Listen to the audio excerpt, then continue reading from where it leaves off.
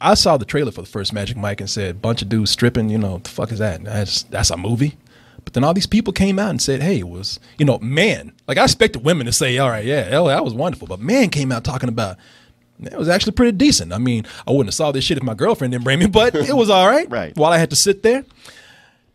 And I saw the trailer for this and I'm thinking, all right, now you built up yourself a little bit. While this looks like an average road movie, being that it's Magic Mike, maybe they could pull another surprise. And with this, we do have, again, the character of Mike played by Channing Tatum. He's out of the game now. He's done with the male stripping bit and he's got a business of his own. But then that pony starts playing and he's like, oh, shit. Ouch. Ouch. I was like, what the fuck is that? What does that mean? What is that metaphor for? Like you want to grind your dick down? But the guys call him back. They say, let's just do one more big show. We got a big stripper convention happening. Let's bring the magic back. We can't a male stripper convention. Yeah. Shit. So we can't do it without you, Mike. You know, you're the last element we need. He's like, oh, fuck it. I can't let the guys suffer. I can't let the guys down. Yeah. It's funny because at first he's all like, man, I'm past all that. And he's like, you know what? Sure, why not?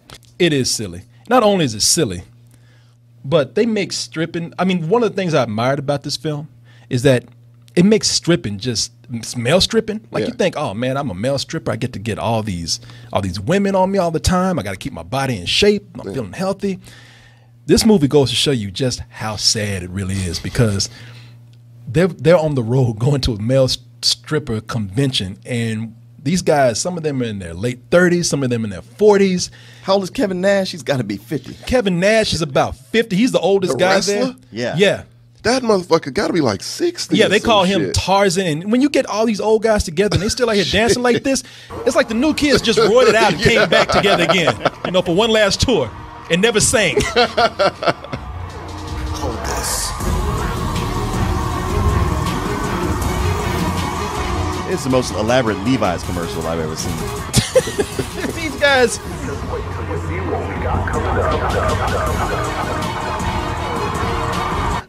That motherfucker Kevin Nash behind them looks like a homeless person. He looks like a dude who just like wandered on the stage or some shit. He looks like a homeless guy. You know how some homeless dudes, they just got to stay in shape because they don't eat a bunch of bad food, you know? They kind of got that homeless man diet, which means I just eat when I can. They were kind of in shape before they were homeless. So yeah, they just kind of stayed there. Yeah. And a homeless man tan. They got a homeless man tan. They been in the sun melting the pounds away. Right. These guys, the movie doesn't really hide telling you like these guys, they're not exactly losers, but they really are too old to do this shit. Sure. And they kind of know it. Yeah, and they know it, and and you gotta admire the movie for its honesty. And while I kind of scoffed at it at first. I said, you know, I really don't understand why anybody found the first one that good if this is all it is right here, because that's all they do. They travel, they go someplace, they strip. They go somewhere else, they strip. And it's a road movie. Well, not only that, but this one starts off pretty rough. Yeah, like I mean, rough in that just the way it's coming together. It's right off the bat. You're just like, yeah, man. Without Steven Soderbergh there, it ain't holding up. Yeah, but the longer it went on, the more it kind of came together, which is rare to have that happen. Yeah, and it's almost like, look, you know, I'm a dude. Channing Tatum, yeah, I want to fuck Channing Tatum, but the other guys, I don't extend it beyond that. You know, y'all can laugh all you want to. You know, I don't care. You know, sometimes you just got to admit what it is, you know. So I don't give a fuck anymore. I'm 43 years old. I want to fuck a dude, okay? You know, I should be mature enough and secure in myself enough to say that. But I have to say, these other guys are cute. Like Big Dick Richie, played by Joe, what's his name? Manganiello, whatever, yeah. For all you guys out there who says, you know, I don't want to see this shit. I don't, you know, even my woman take me. I ain't gay. I ain't seeing this shit. Put that shit aside, all right? Because some of you, especially if you're single and you're trying to figure out how to talk to women, at least you can sit back and take notes from some of these guys because they know how to work a room full of vaginas. True. And the thing I love about them, yeah, I said it. They like, damn, Corey, that's I like the way Grace is like, I'm a human being. She's like the Elephant Man. I am not a vagina. No. A gynecologist could take notes from these guys. Really? These guys know how to talk to women and don't care how old they are, how young they are. He got a dude's. He got this guy came in and got a girl's mama in front of her daughter. Yeah. Just Andy McDowell in front of her daughter in the room. Got her to get up and just admit, I don't give a fuck who's listening right now. I want to fuck you so bad. I wish we had known you guys back in our day. You know? Well, I'd say it's still your day, man. Ooh. You just heard. You just heard sploosh. It's funny because that scene, she's just la la la la la la. I mean, he says, Yeah, you know what I love about it? Because Andy McDowell got that southern shit going on where she's like, oh, I can talk shit with the best of them, honey. You know, now with this bunch, ass got silent quick. Oh my God, just look at you. You are just perfect. Damn. Oh God. Oh, damn, look at you. I hate to be rude, but. You want to pop the hood? I mean, he could fuck her right there in front of everybody, in front of her daughter. Honey, could you go upstairs and give Mama a towel? Thank you, baby. Get one for him too. You know, I mean, seriously, people, you look at this. I don't care what anybody says. You want to be these guys. They could be the biggest losers out there, but it's not just about the men. Because there's a lot of good scenery in there for the guys too. I don't know how it was in the first one, Martin. well, here's the thing about the first one. You go in and you go like, man, I see a bunch of male strippers and see all these dudes' asses. Right off the bat, you get Olivia Munn topless. So it quickly goes like, okay, well, I guess there is stuff for me here too. Well, that's the thing about this film. They've totally gone to appealing to the women, but there is moments where guys get to see some good scenery, clothes on though, nothing off. But I tell you what, Jada Pinkett, fine as Yes, she is. fuck, man. I know.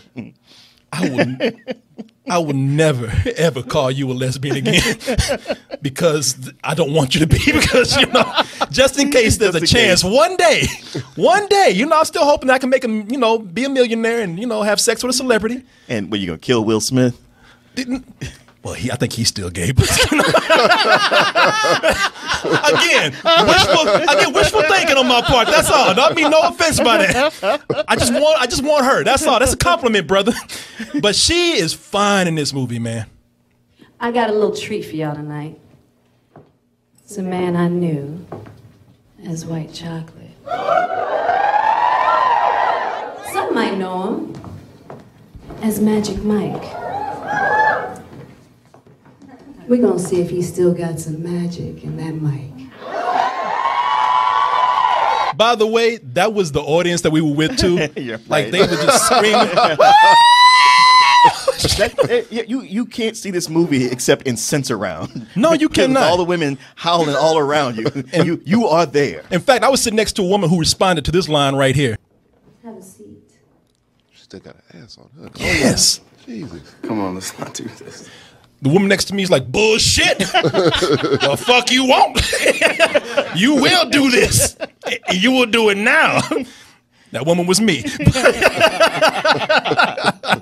the only thing that made me mad about this movie. Like, I got some complaints, but this is what made me mad. Channing Tatum, throughout the movie, he's always like, no, not gonna strip. No, not gonna strip. No, not gonna do it. Like, it's Magic Mike. Dude, he's a showman. He's got to build up the anticipation. That is to true. Be like, no, all right, okay.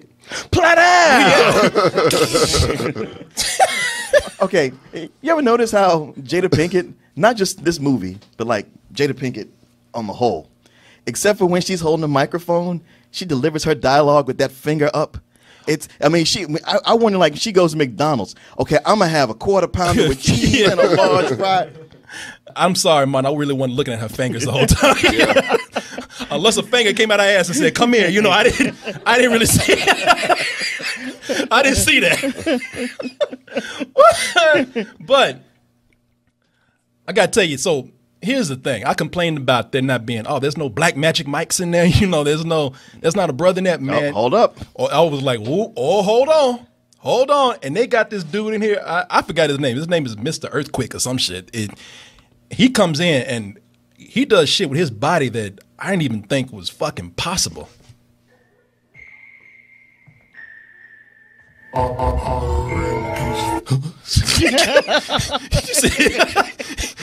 Even I was like, what?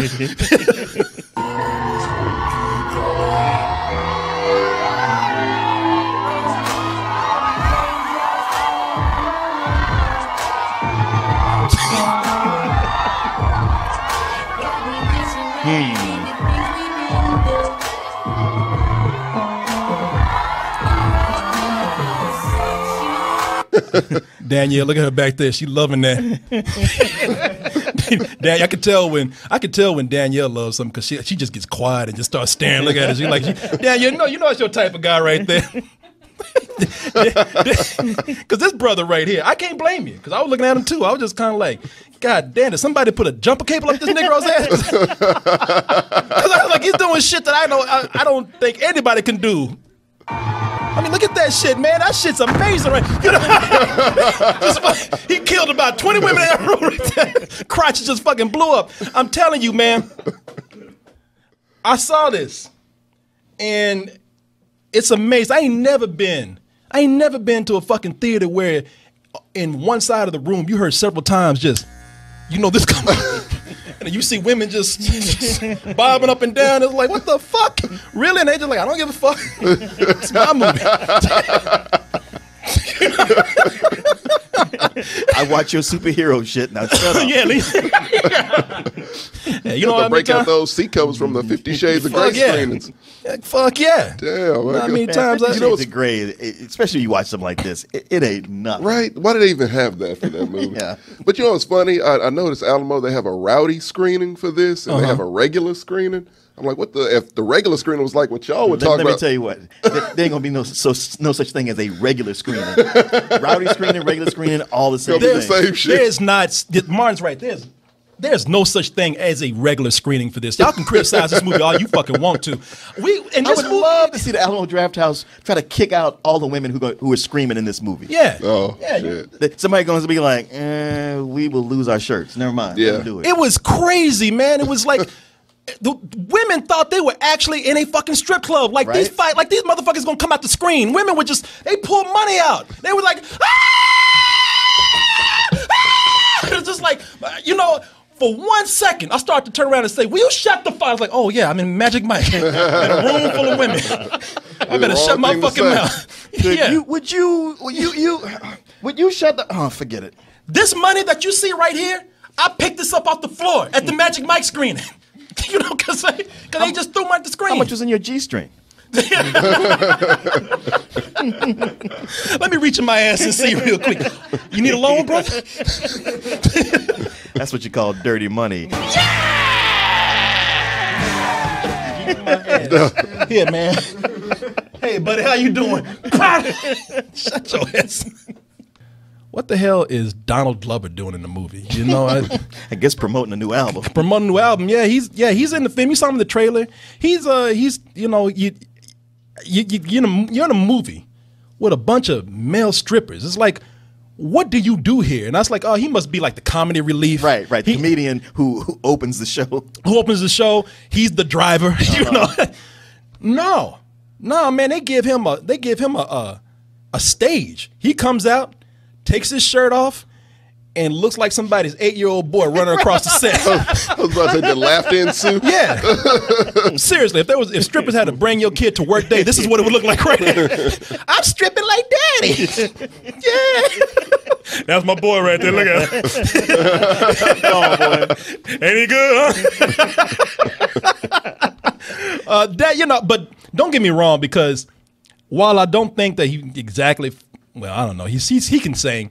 He has charisma, and initially I didn't think that it would work. I laughed, but he doesn't strip all the way down, and as a crooner, his character works. And even when they're having scenes where he's just talking, it feels natural enough to where I'm like, he has some just had some good scenes where there's nothing going on. When I started this, I thought, I thought I'd hate it. But now, if the EP blew up tomorrow, I'd probably still do this on the side. What? Do you see how many girls I meet every day for free? I'm gonna tell you, man. It's listen. This is a movie for mainly the females out there. I don't even think that this should be reviewed in any kind of hard way, because the audience that's going to see this, they're going to see it and they're going to get what they want out of it. The way the audience that we were with, I mean, they treated this like it was a concert. And at the end of the movie, they do a really impressive dance number. Yeah, it's all leading up to that, and they put on a show. Yeah, I guess if I had any real hard complaints about it, Amber Heard is in the movie. And what I like about this is that they're not really pushing a hard love story right here, but they don't give her a whole lot to do. I mean, I know this is the man's movie, but they don't give her much to do, and she's not that likable while she's on. Well, that's what I'm saying. They could have wrote her better too. Yeah. So I know that it's for the women, but if you're gonna have that character there, make an attempt to do something. I think the movie is a little bit too bare bones for me. It is just a road trip movie leading up to one big fucking stripper dance. Mm-hmm. But hanging out with these guys, I mean, the camaraderie is there. I like that it is a simple film. I like that they've actually made something, and I like I said, I like the honesty out of it. I like that they made something out of something so simple right here. And if you are a guy who has any kind of insecurities, I don't want to go see this. I don't want to see that. What I'm gay? I don't want to see that gay shit. Then you know what? Don't go see it. It's not gonna make you. I'm not gonna lie. It ain't gonna make it a little less gay. But also, the other insecurity you may have is like, wow, my body looks like shit, and I will never look like that. You know what? And you won't. So don't see this if you have body issues. Guys have them too. So because you'll be sitting up there feeling very inadequate. But for the audience, it's meant for. I can't even go full price for that, but I'll go matinee. And I enjoyed it myself. I give it a matinee. Yeah, I'm pretty much the same way. I really enjoyed the first one a lot because Steven Soderbergh he's a good director. He took something that should have been painful and made it an enjoyable movie. And one of the things about the first one is that it actually really had a story to it. It seemed like it was going to be this, and then it turned out like, oh wow, it's you get wrapped up in something that I'm not going to say just in case you do finally see it. It kept it simple, but you were going someplace. Where this was just a simple road movie, and at first I was just like, "See, man, this is what happens. Y'all know where you're going." And there's a point where it's like, you know what? It's not about them having something to do. It's just about traveling with these guys, having fun, and I did. I wouldn't give it. I'd give it a matinee because the first one was a full price, and this is that matinee movie where, yeah, if you don't want to see it, fine, don't. But if you get dragged to it, you won't hate it. May back there, for those of you just catching up, she brought me this cupcake, and yeah, I was getting so horny that I just wanted to eat this cupcake right now.